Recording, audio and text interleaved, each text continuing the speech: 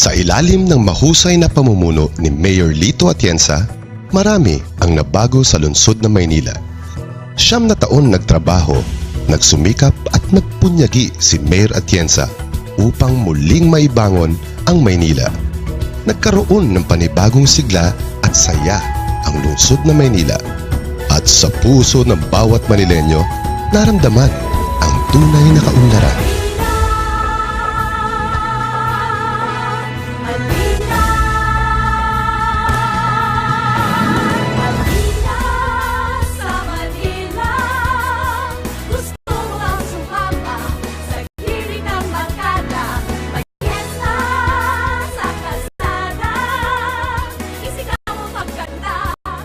Ang pondo ng Manileño ibinalik sa mga Manileño na isaayos ang mga pamilihang bayan. Naiangat ang antas ng libreng edukasyon. Itinatag ang organized vending, tulong para sa mahihirap. Pinagbuti ang serbisyong pangkalusugan. Nagkaroon ng disenteng pabahay sa mahihirap at nabawasan ang kriminalidad at naisaayos ang mga lansangan.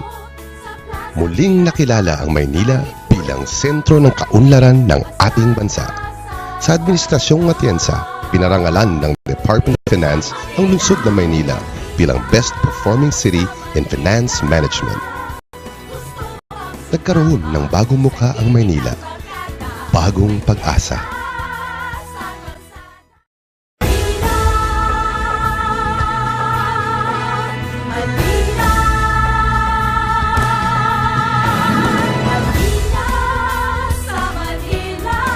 Matagal na siyang tapat na naglilingkod sa bayan.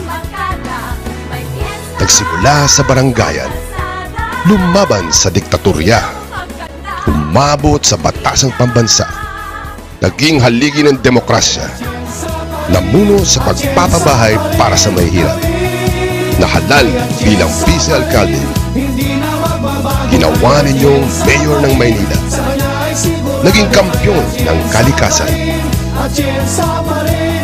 Ang tunay na nagmamahal sa buhay, Mayor Lito Atienza.